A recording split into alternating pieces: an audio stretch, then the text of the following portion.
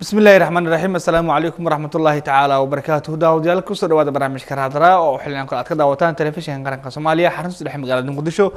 barnaamijka waxaan ku soo qaadanaa qodobada maalinta dhaca wararka maalinta dhaca kuwada ugu xiisaha xamaasada badan leh waxaan barnaamijka caawa ku eegi doonaa madaxweynaha jamhuuriyadda Soomaaliya mudane Xasan Sheekh Maxamuud iyo wafd ballaaran oo hogaaminayo ayaa gaaray magaalada Baydhabo xarunta gobolka Bay halkaas waxaa ku soo dhaweeyay mas'uuliyiinta maamulka koonfur galbeed Soomaaliya ee shacabka kala disan ee ku nool magaalada Baydhabo madaxweynaha ayaa kulamo looga adeensanayo si wadida arrimaha ku saabsan doorashooyinka wuxuu la qaatay maamulka koonfur galbeed Soomaaliya iyo qaybaha kala duwan ee bulshada waxaad daawan doontaan madaxweynaha jamhuuriyadda Soomaaliya oo la hadlay mas'uuliyiinta maamulka koonfur galbeed Soomaaliya iyo sidoo shacabka reer koonfur galbeed qodobada kale ee barnaamijka kaga boqon doontaan waxaa kamid ah gudoomiyaha baarlamaanka Soomaaliya mudane Maxamed Sheekh Cismaan Jawaari ayaa Muqdisho ugu qayb galay munaasabad lagu xuseeyay 26 sano guuridii ka soo wareegtay markii labadii Jarmal ay midoobeen munaasabadaasi oo loo qabtay Muqdisho waxaa hadal ka jeediyay halkaasi gudoomiyaha baarlamaanka Soomaaliya mudane Maxamed Sheekh Cismaan Jawaari qodobada kale ee barnaamijka kaga boqon doontaan waxaa kamid ah taliyaha ciidanka booliska Soomaaliyeed Saraakiil Maxamed Sheekh Xasan Xaamud ayaa tababar ku saabsan waxaa tababar u soo gabagabay 202 askari oo ka tirsan ciidamada booliska Soomaaliyeed gaar ahaan kuwa Jubbaland oo tababarkaasi muddo halkaas ugu socday waxaa tababarka ka qayb galay xirtaankooda mas'uuliyiin uu kamid yahay madaxweyne ku-xigeenka Jubbaland waxaan sidoo kale halkaasi dadka ka qayb galay kamid ahaa madax ka socotay AMISOM oo iyaguna goobjoog ku ah xirtaankaasi qodobada kale barnaamijka kaga boqon doonta waxaa kamid iyadoo arintaasi aan wareysi gaaban kaga hayno taliyaha booliska Soomaaliyeed waa Saraakiil Maxamed Sheekh Xasan Xaamud sidoo kale qodobada barnaamijka kaga boqon doonta waxaa kamid ah maamulka gobolka Banaadir ayaa wuxuu soo saaray awaamir lagu mamnuucayo laga bilaabo maanta oo taariikh ku beegneed 3 bisha 10aad 2016 baawur aan lahayn ama ku jira caymis in lagu dhex wato gudaha magaalada Muqdisho qodobadaas iyo qodobo kale oo xiiso badan oo halkaasna aan kaga hayno wareysi gaaban oo wariyaha Ibrahim Guulo la yeeshay mid kamid ah maamulka gobolka Banaadir iyo sidoo kale waa afeen gobolka Banaadir sidoo kale mid kamid ah mas'uuliyiinta loo xilsaaray arrimaha caymiska ayaa barnaamijka kaga boqon doontaan mar kale ku soo dhawaada barnaamijka Raac anigu Cabdinaasir idin la socodsiinayo dhanka duubista waa saaxiibka Cabdullaahi Calas Yacko Yare farsamadu waa Ramos mar kale ku soo dhawaada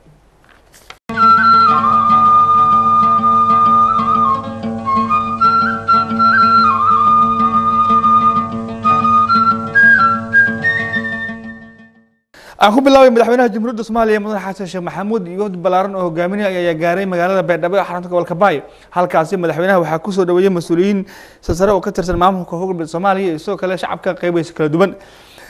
haddaba markii uu madaxweynaha halkaasi gaaray wuxuu kulamo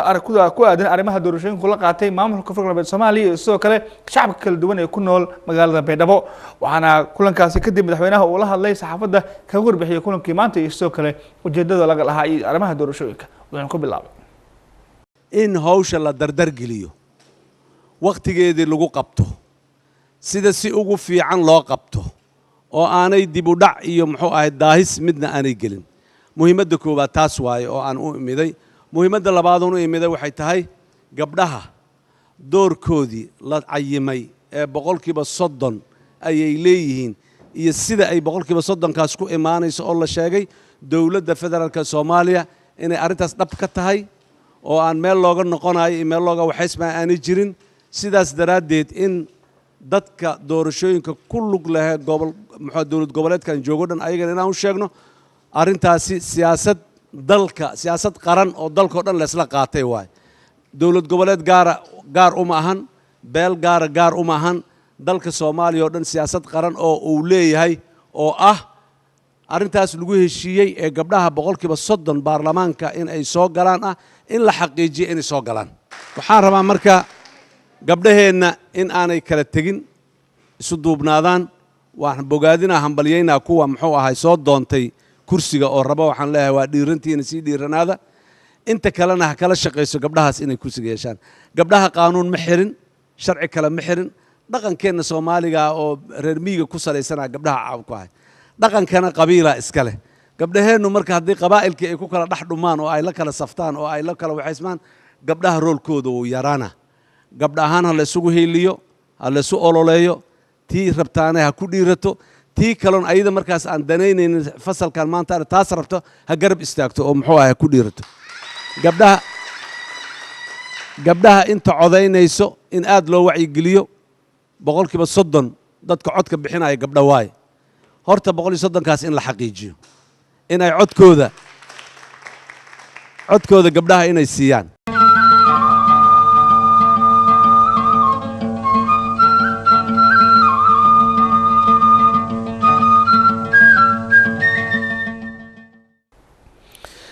gudoomiyaha baarlamaanka Soomaaliya mudane Maxamed Sheekh Cusmaan Jawaari ayaa Muqdisho ugu qayb galay munaasabad lagu xusayay 26 sano guuridii ka soo wareegtay markii ay midoobeen labadii Jarmal munaasabadaas oo loo qabtay Muqdisho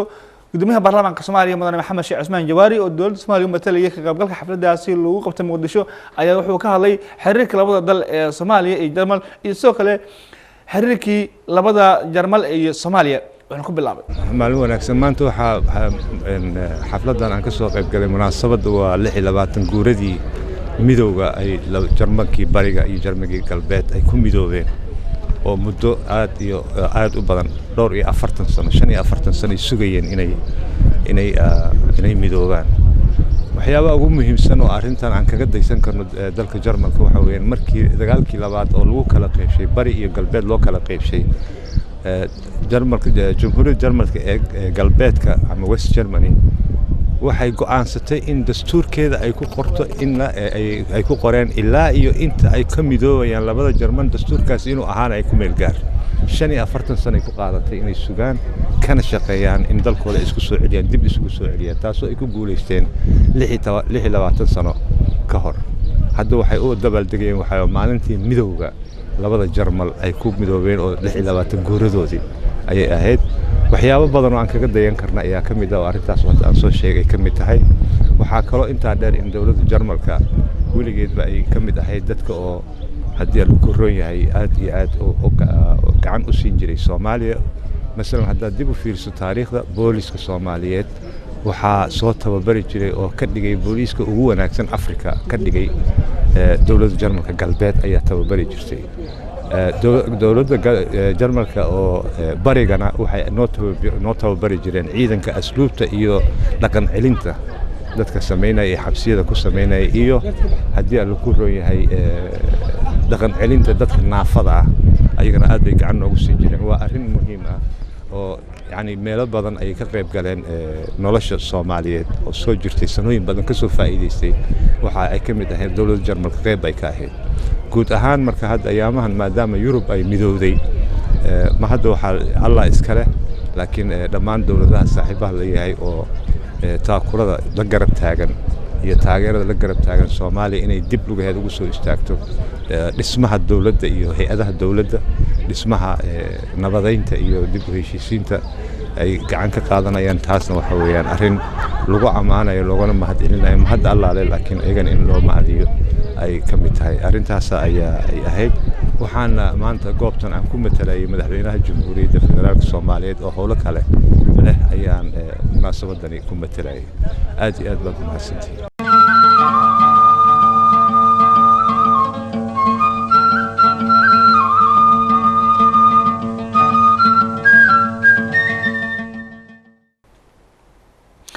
taliyaha ciidanka booliska Soomaaliya Jarnaal Maxamed Sheekh Xasan Xamuud ayaa kismaayo qayb galay tababar oo loo soo xiriyay waa askar ka tirsan booliska Soomaaliyeed oo gaaraya 202 askari waxaan xiritaanka tababarkaas ka qayb galay taliyaha ciidanka booliska Soomaaliyeed waa saraakiil ka socota AMISOM iyo sidoo kale maamulka Jubbaland uu kamid ahaa madaxweyne ku-xigeenka Jubbaland haddaba tababarkaas la soo xiray kadib waxaa wariyaha aadan Maxamed Salaad aadan kismaayo waraysi gaabala yeeshay taliyaha ciidanka booliska Soomaaliyeed saray waa Jarnaal Maxamed Sheekh Xasan Xamuud wuxuuna ka warbixinayaa tababarkii maanta iyo sidoo kale waxabaha laga fili karo ciidamadan Jubbaland loo tababaray ee booliska Soomaaliyeed ka tirsan bismillaahir rahmaanir rahiim ujeedka socdaalkeena waxa waaye socdaallada madaxda qaranka kala duwan ay ku sameynayaan dawlad goboleedyada ayuu ka mid yahay gaar ahaanna wuxuu ku saabsanaa maanta tababar 3 bil ka hor halkan aan ku furnay oo loo furay 200 oo ciidanka booliska Jubbaland ah loo tababarayay oo AMISOM iyo booliska Soomaaliyeed ay tababarayeen taasoo ay naga kaalmeynayeen dawladda Ingiriiska mashruuca David loo yaqaan ayaan u imaanay maanta inaan u soo gabagabayno muxuu ahaa tababarkii oo 3 bilood dhammaan tahay taliya markii aad timid magaalada Kismaayo maahan markii ugu horeysay tababarro kala duwan afartay tababarkan muxuu kaga duwan yahay dafcaddii tan ka horeysay ee ciidanka booliska Jubbaland loo soo tababarkan waxba kagama duwana laakiin qorshe oo ay dejiyeen qolooyinka deeq-bixiyaasha ayay ahayd in loo tababaro maamul goboleedka koonfur galbeed 600 maamul goboleedka Jubbalandna 600 marka hadda waxa way 400 ayaa xirantay 200 kala wali u hartay Jubbaland hadii ilaa idmo qolooyinka oo koonfur galbeed ayay waa loo dhameeyay yani waxay ka mid tahay maadaama sida aad la socotaan waxa la yiraahdo nooca booliiska uu noqon anaka hadda waxaan qabnaa booliis qaran ayaan qabnaa marka booliiskii qaran ayaa la rabaa hadda inuu noqdo booliis federaal iyo booliis maamul goboleed marka iyadoo tii laga tarjumay ayaa waxa la go'aansaday in gacan la siiyo dawlad goboleedyada inay dhistaan booliiskooda gaarka ah anagana talis booliis ahaan waxaan gacan ka siinaa wax alaal wixii awoodeen runtii meel lagu kala harmalaha xabadda rootiga wada qaybsanaynaa sidaad arkayseen bil ka hor dhalinyarada tababarka loo bilaabay ee baanbeyd ahaa maanta meel fiican ay marayaan waataan ku baaqayna qalabkooda in la iibiyo anigana talis ahaan aan u ballan qaaday in December-ta ee uniformkii baanbeyd aan u soo dhiibno halkan ay ku maraan intii waxaan dhihi lahaa anoo fursaddan ka faa'iidaysanayo dadweynaha iyo ganacsatada Jubbaland inay fiiriyaan waayo booliiska waa xubinta ugu muhiimsan marka laga hadlaayo kala dambeynta iyo dawladnimada yani ay magaalo leedahay ama uu dal leeyahay astaanta marka hore ee muuqanaysa mar haddii airport laga soo galo ama deked laga soo galo waa booliiska Soomaaliyeed waa meel kasta uu joogo marka waxaan ku boorinayaa dadweynaha ganacsatada reer Jubbaland inay fiiro gaar ah ay u yeeshaan yani budget badan ma jiro dandar badan ayaa jirta laakiin hal dollar iska qaadno booliiska Jubbaland wax badan aan ka bedeli karnaa deeylaahay laakiin dadka qaar waxay aaminsan yihiin in tababarada ciidanka booliiska iyo dhaqaalaha ku baxaya iyo dharka ismaalayaan iyo waxyaal gaadiidkoodu in deeq-bixiyaasha ay bixiyaan dadka hadallada noocaas aaminsan maxaad u sheegi lahayd dadka hadalladaas wallahi hadal marka qofka bini aadamka hadal waa u furan yahay laakiin wax walba waxa laga hadlaa maartay yani sida ay tahay xaqiiqada la rabo in la ogaado wayna fududahay taliska booliiska Soomaaliyeed wuxuu socdaal ku kala bixiyay yani dhammaan maamul goboleedyada socdaal ku kala bixiyay kaalmooyinka soo gaaro waa wada qaybsanaa shalay daraad ayaa ugu dambeysay shir waxaan yeelanay dhammaan booliiska maamul goboleedyada ay ka soo qayb galeen magaalada Muqdisho iyo deeq-bixiyaasha oo laga hadlay baahida booliiska Soomaaliyeed meel kasta uu joogo ee 2017 marka xaqiiqada jirta waa taas maartay anaka meel aan ku kala tagaynana malaha booliiskan waa booliis Soomaaliyeed ha u adeego dawlad goboleed ama ha u adeego qaranka deeylaahay marka dhaqaale ahaan iyo booliiska dhaqaalihiisa ku tiirsan yahay hadii la beesha caalamka mise deegaanka ay ka howlgalayaan maamulka taliya mise bulshada waxa waaye hadda xaalad aan ku jirno waa xaalad oo dawladda ay soo kabanayso marka xaaladda ay dawladda ay soo kabanayso waxa jiraan dawlado fara badan oo dhinaca qalabka gacan naga siiya kuwa dhinaca tababarka wax naga siiya kuwa dhinaca talooyinka wax naga siiya intaba waan leenahay marka haddana wixii oo yani labada heer waa la gacan siiya hadii aan maamul goboleedna waa la gacan siiya federaalkana waa la gacan siiya laakiin waxay u dhuranaysaa ciidan amni hadii laga hadlaayo inaan adiga jeebkaas ku talagashadaa la rabaa adiga miisaanada ku talagashadaa laga rabaa gabagabadii marka bulshada ku daawanaysa dunida inteeda kale maxaad u sheegi lahayd oo ku saabsan horumarka booliiska maanta uu gaaray gudaha Soomaaliya bulshada ani waxaan u sheegi lahaa maanta booliiskiina waa يعني هدو حنيا هدو في عيها وحى أديك لا هذا هو إن يعني لبتصو عسكري بوليس كي أمني قاعد إلالنا وذهبين كي أتكو ساحتي إن لوانيو هدو خلدات أو كدعو ما حديث الله شيء لو نستحيو وأركو إنه قيب كيا بولشة وبوليس كان وبولشة كأركستان ديلا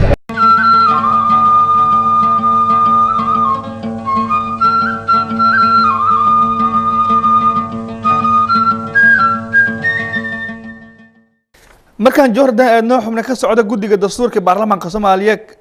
kan madaxa banaan ayaa iyo waliba ku madax banaan ayaa gaaray magaalada Jowhar ay yiraahdeen waxayna u kurgalayeen howlaha lagu ansixinayo dastuurka kumeel gaarka ee maamulka loo dhisay Hiiraan iyo Shabeellada Dhexe iyadoo akhrintii ee shala bilaabatay ku aadan dastuurka qabi qoraalka waxaana halkaasi u gaareen u kurgalaan bal sida ergadaasi ay u qayb galayaan shirkaasi iyo sidoo kale arrimaha la xiriiray qabi qoraalka dastuurka ee loo dhisay labada maamul ee waa labada dowlad goboleed ee maamulka loo mideynayo ah Shabeellada Dhexe iyo Hiiraan wariyaha Cabdikuur Ismaaciil ayaa wuxuu halkaas wareysiga kula yeeshay sheekh bashiir axmed salaad iyo sidoo kale oo ah gudoomiyaha hay'adda culimada Soomaaliyeed gudoomiyaha guddiga dastuurka baarlamaanka Soomaaliya Mari Cariif Qaasin iyo sidoo kale waa Cabdiqaaliq Cali oo Cabdullaahi oo asna ka qayb galayay ama guddiga mid kamid ah wuxuuna saddexdooda waraysiyo gaaban kala yeeshay ujeedadooda iyo sidoo kale waxyaabaha laga fili karo shirkan qaybihii wajigiisa labaad magaalada Jowhar ka furmay waxaan ku bilaabay بسم الله الحمد لله والصلاة والسلام على رسول الله ما سنتي runtii waxaan u nimid inaan ka qayb galno shirkan asaga ah ama aan dhiirigelino hawshan socota oo waqti dheer soo qaadatay inaan dadka wada aan dhiirigelino ka culimo ahaan dadku maadaama muslimiin ay yihiin diin ahaan inay fahmaan waxay hayaan iyo qiimaha ay leedahay waa loo baahan yahay diinta islaamka waxa siday u jidaysay in khilaafaadka la xalliyo in dadku maamul samaystaan in dadku ay walaaloobaan wadada noocaas ah in dadkaan xoogaa u bidhaamino ayaa u nimid waxaan kaloo u nimid inaan maaragtay insha Allah ka qayb qaadano ama wixii talooyin ah aan ku darsanno dastuurka loo sameeyo labada gobol si wixii ra'yi ah ama tala aan ugu biirino guddiga loo xilsaaray insha Allah aan u gudbino arrintaas oo runtii waxaan ka mahadcelinaynaa soo dhaweynta fiican baan ka mahadcelinaynaa soo dhaweeyay oo maamulka gobolka iyo dhammaan mas'uuliyiintii shirkiga soo dhaweeyeen iyo warbaahinta dhamaantood way marka dastuurkan hadda la sameeyo labada gobol dhinaca shariicada maxay ka qabtaa in dastuur la sameeyo waa sidee hore dastuur macnihiisu waxa weeyaan waa heshiis iyo sidii la isku maamuli lahaa weeye gaar ahaan markay khilaaf uu jiro ama khilaaf laga soo baxay dadka wax ka soo sameeyaan oo xagga adduunkooda iyo xagga maamulkooda in wax isku ogaadaan waa loo baahan yahay oo garamaysid si ay dhibaato u dhicin marka in dadku ay heshiiyaan waxay ku heshiiyaan ay qortaan oo wadadii maamulka mari lahaa ay qortaan waa wax diinta uga sheegay diintuna amartay weeye si khilaafka iyo buuqa iyo isqabsiga meesha uga baxo ugu dambeyn dadka labada gobol ee maamulka dhisanaya hadda mas'uuliyiin imaan doona waxa lagu jira ergadii dastuurka la jiro in doonta in guddoon baarlamaanka la soo xolo mas'uuliyiintii gobolka la doorto labada gobol maxay kula tahay waajibaadka aad oo soo dhaweynaynaa dadaalka loo maray iyo dhibka loo maray waan soo dhaweynaynaa haddana guusha waa dhowdahay marka waxaan kula talinaynaa inay insha Allah sabraan ay guusha ka mar dhaliyaan waa koow midka dastuurka si fiican insha Allah loo akhriyo oo si fiican looga baaraan dego insha Allah taala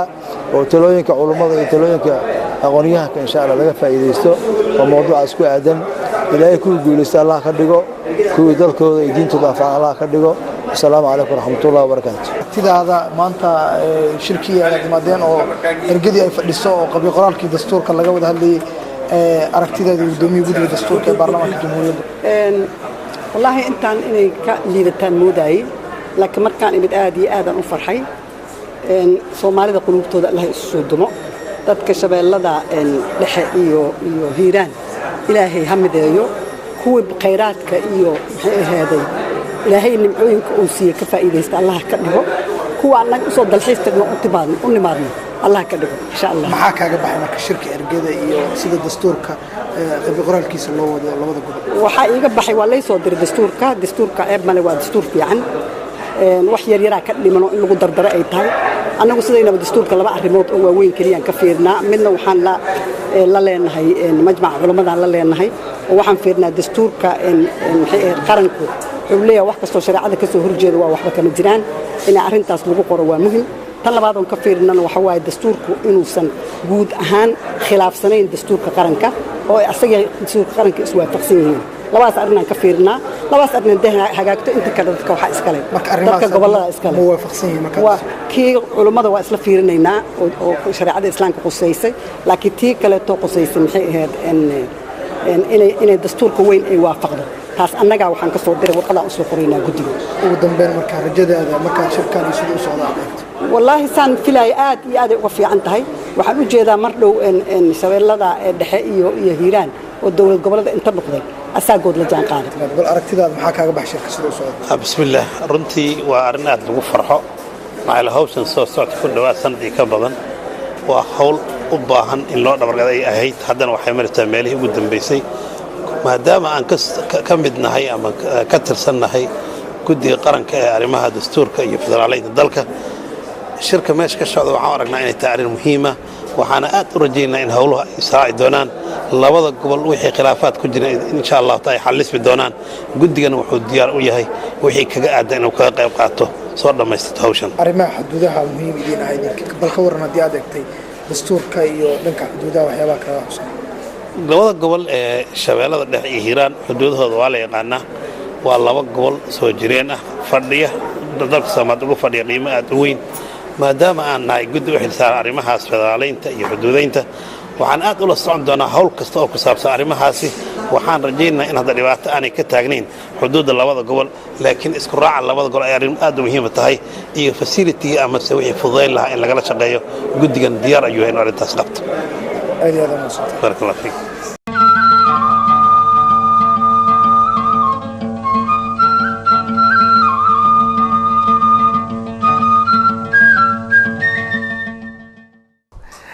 maamulka gobolka Banaadir ayaa amar ku bixiyay laga bilaabo maanta oo taariikhdu ku beegnayd 3 bisha 10aad 2016 in baabuur aan caamis ku jirin lagu dhaxwada karin magaalada Muqdisho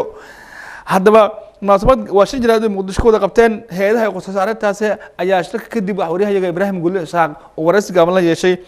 mid kamid ah hay'adii loo xisaaray gudoomiyaha oo ah hay'adda loo saaray dhanka caamiska wuxuuna ka wareysanaya bal waxyaabaha laga filan karo dadka Soomaaliyeed oo wali aan la qabsan arrimahan caamiska oo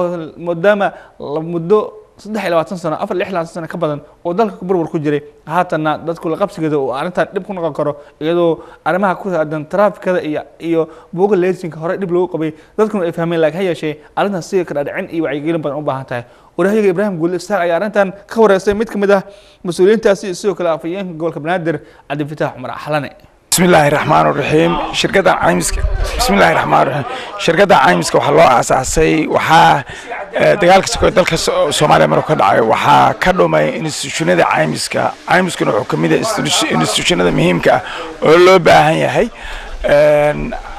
دالكو وحكمية دالك أدوك أو global كا عايمسك هالنوع معهن نوع والبلاد جديد كليه مراكب كليه بدو ليه دكدو ليه أربعة ليه عفمات كليه هدي ليه ترى أشورنس كليه أربعة صوردن أيال ربع عايمس كون بيعيو وجنرال أشورنس أما عايمس كجود مركب وحلا مضي شركة دار مدعية واحد يارين ناس شروع عايمس كا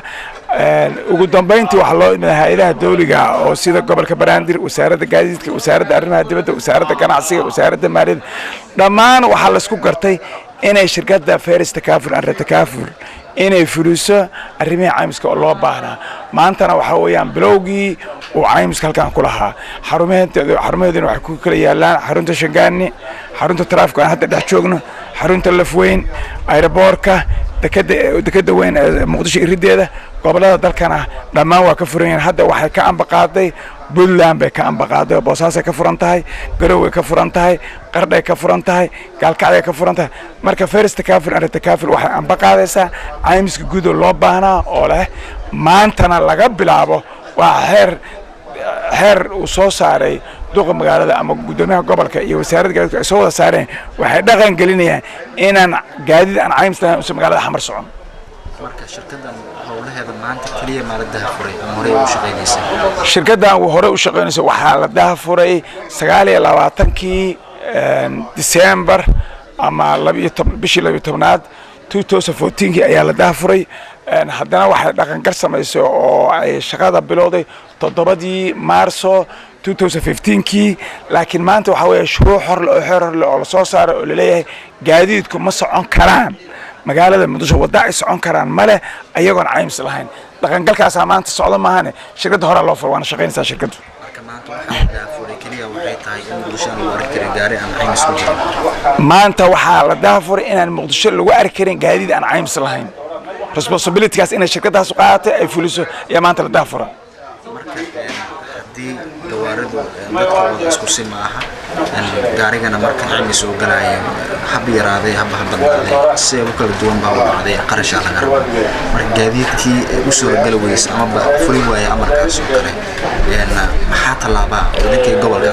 waxaan rabnaa dadkeena waxbarasho u baahan yihiin dadkeena waxay u baahan yihiin in la wacyigeliya u baahan yihiin waxaan rabnaa waxa caymisku yahay horta in la ogaado caymisku ma aha lacag inta la iska qaato qofku la tagaya caymisku waa responsibility gaadiidka iyo qofka hadduu wax geysto mas-uuliyaddiisa waxaa qaadaysa caymiskaa qaadaysa gaadiidka hadduu wax geysto caymiskaa qaadaya marka waa mas-uuliyad wadareed la wadaagayo oo la rabo in dadka la baro marka macnaheedu ma ahan lacag inta laga qaato qofka laga tago caymisku waa mas-uuliyad wadareed la raba gaadiidka iyo dadka wata in mas-uuliyaddooda meel lagu ogaado shuruucdaas waxa loogu talagalay in dadku wada sheergareeyaan ama u ogaadaan shirkaddan waa shirkad caymis oo private ah fulinaysana shuruucdii loogu talagalay marka responsibilitygaas ay kaa qaadaysaa maanta haddaa shil gasho ayaa mas-uuliyad meeshaad qabiil qaaraan ka uruna ama lagu xiri lahaa ama inta dii aad bixin lahayd mas-uuliyadda shirkaddaasaa qaadaysa marka shirkadda caymisku waxay fulinaysaa caymiska loo baahnaa marka idinka ka shirkad ahaan rajinteeda ka qabta inuu dhaqan galo qorshahaas oo boqolkiiba boqol baan ka rajo qabnaa inuu dhaqan galo sababtoo ah dadkanaga waxaan rabnaa inaan wacyigelino adigoo kale dhalinyaraha waxaan rabnaa inaan aqoonta kortaan rabnaa in dalku dib u laaban maa dalku mar buu burbur u socday hadda nabad iyo nabadgelyo u socdaa dalka waxaa weeye dalku inuu shuruucda kortaan rabaa dhaqaalo inuu koraan rabaa siyaasadda inuu kortaan maskax aqoonta inuu korto marka shirkadda caymiska boqolkiiba boqol baan ka rajo qabaa inay dhaqan gasho xarumaha ay ku taalana hadda la iska diiwaangelin kara la tegi karaa waxay ka qayb qaadanaysaa kobcinta shaqo abuurida ka qayb qaadanaysaa waxay ka qayb qaadanaysaa nabadgelyada ka qayb qaadanaysaa waxay ka baa aqoonsiga gaadiidka in la yaqaano gaadiidka qofka iyo wax qofka wata marka waa mas'uuliyad la wada leeyahay marka caymisku waa responsibility aad muhiim ah oo la rabo in laga qayb qaato waana rajaynaynaa inay boqolkiiba boqol hirgasho waa takaaful and takaaful waa shirkad caymis waa shirkad u diyaara inay waajibkaas qaadato inay u shaqayso ummadda u diyaara haysato sharciyaddii guddoomiyaha gobolka banaadir iyo wasaaraddii oo dhammaystiran oo maanta halkan fadhiya amarkaas waxaan rabnaa inuu siduu yahay u fulo shacabkan la hadlaya reer muqdisho ee gaadiidka iska leh qof walba ee muwaadinihi maanta laga bilaabo inuu caymis ku jiraa waa inuu iska diiwaan geliyaa shirkaddan waa in amarkaas la qaato waxaan rajaynayaa inay xafiisyo badanna ay jiraan oo magaalada ku yaala shirkaddu waxay xafiis ku leedahay degmada Shangaani hotel Lafweyn oo fagax u dhow iyo xarunta caymiska ee traffic hadda aan joogno dekada muqdisho xafiis baa ku yaala sidoo kale garoonka muqdishona xafiis kale ku yaala marka qof walba oo hadda meesha u dhow ayuu iska diiwaan gelinayaa maanta laga bilaabo waa sharci gudoomiyaha gobolka banaadir wuxuu farayaa laamaha amniga ee gobolka banaadir in shaqadaas la qabto ee loo fududeeyo ee waajibkaas la fuliyo ee cid walba ee gaari wada tahay ay caymis ku jirto reeta kaaful waxaan leeyahay idina waajibkiina qaata ummadda loo adeego sidoo kale wasaaradda gaadiidkana waa tan warqadeedii oo wasiirkiyaaba fadhiya waa shaqo wada jir ah oo aan rabno in si wada jir loo fuliyo haddii ilaahay waxaan rajaynaynaa gobolka banaadir laamihiisa ammaanku inay waajibkaas qaataan qofka muwaadinka ah ee gaariga la waa u dan dawladdana waa u dan waayo gaarigan dad caymis ku jiro haddii laga qaldan yahay xaqaada helaysa haddaad qaldan tahayna waxa weeye cidaad ka qaldan tahay xaqeeda helaysa marka jazaakumullah aad u maasantiin maanta laga bilaabo waxaan leenahay amarkaas ha fulo maasantiin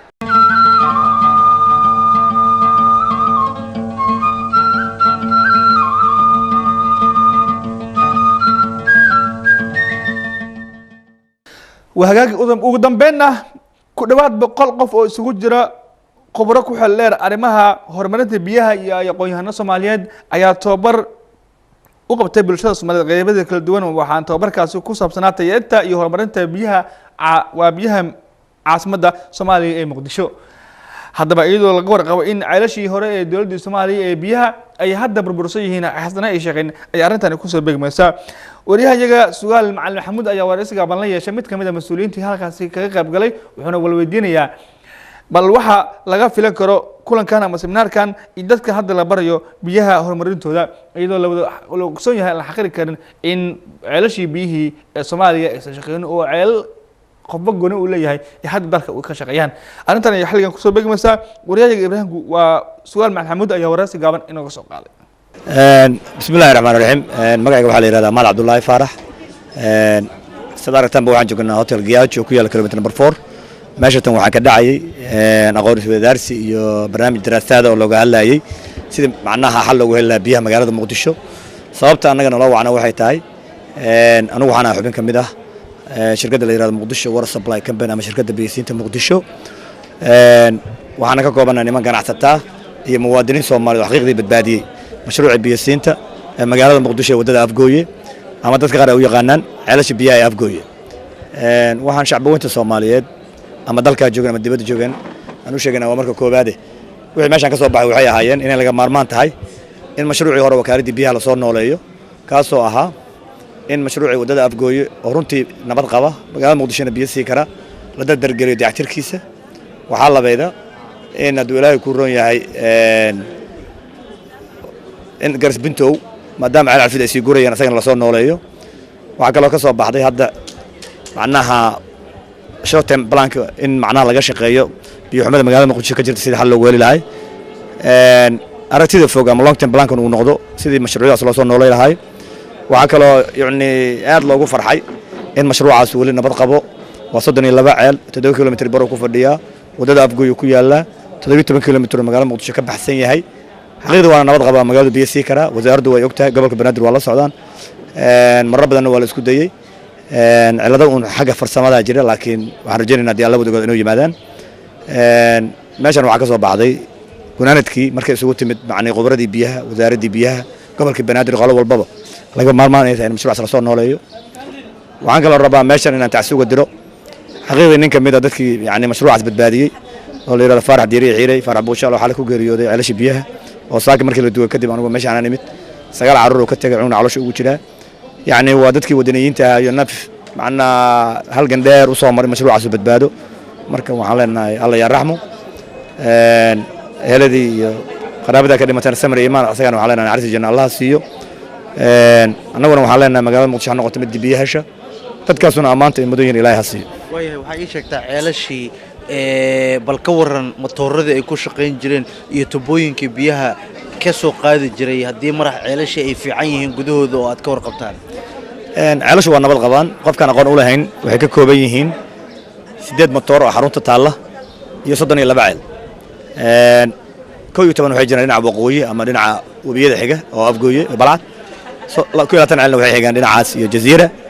waa ay nabad qabaan waana dareemi kartaa dhowr 20 sano dalku oo nidaam ka jirin daabaa jirta maahane wax kale qabaan lama arko way wanaagsan yihiin matoor hadda waa shaqeeyaan deegaanka biyo qeyr deegaanka ceelasha biyo qaar biyo ka siiyaan waagii dagaaladu 2006 2007 xamar laga qaxana magaalada muqdisho dhan baa ku qaxday qof walba og marka waa barnaamij nabad qaba xamarna biyo sii kara xagga tubooyinka iyo dibadayactir maxaa u baahanaa is leedihiin haddii lagu guuleysto in la koobo tayada biyaha xamar oo ceelashaasi dib loo howlgelin karo ayaan dhawid mar waxaan isku daynaa inaan xataa khubro keenno waxaa loo baahan yahay wacida qalabka wixii duqooban in la bedelo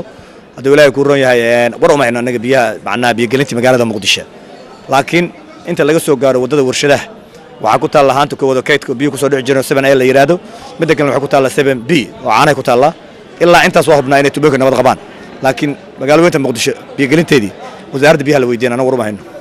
ay ka waran seminaarkan marka iyo waxyaabihii ka soo baxay oo ugu dambeyn lagu guuleystay in la isku afgarto khubradii iyo aqoon-yahanadii iyo dadkii isu yimid iyo gobolkiiba aad isla qeexdeen markii xaaladda biyaha xamar iyo in la tayeeyo ama la koobo ama ceelasha iyo nadaafadooda iyo caafimaadka bulshada ay kula nool yihiin laga hadlay waxaan rabaa shacbi weynaha muqdisho marka hore inaan u sheegno idin ogyihiin in kala ma aqaan ceelashan markii hore xilliga maxamed saad barwaa la duugay waxaana u sababeed ceelashii musqulaha in la kala fogeeyo si dadku biyo tayo loo nadiif u helaan sababtaasaana keenta marka hore ceelashii bannaanka loogu bixiyo ceelashii weli waa jiraan afgooye waa ay nabad qabaan waxaa la isku afgartay waxay tahay maadaama hadda qorshihi uu ku jiro fogaa in ceelashaas iyo kuwii waddada balcadba la soo nooleeyo maanta la taagan yahay waxaa laga maarmaana biyaha magaalada muqdisho oo ceelasha wasaqda in xal loo helo si ku meel gaar ah laakiin qorshaha ka soo baxay shirkan oo looga hadlayo biyaha muqdisho si gaar ah iyo mid guud oo Soomaaliyeedba in xoogga la saaro si biyo ku filan magaalada muqdisho ay u hesho in ceelasha waddada afgooye la dayactir lana soo fasaxo kuwii garas bintow ayaan la soo nooleeyo waxaa kaloo meeshan ka soo baxday laga maarmaan inay tahay in dawladda iyo baraabadku ama shacabka ama shirkadaha gaarka loo leeyahay ay ka wada shaqeeyaan biyaha maadaama ay yihiin wax dadka wada yaal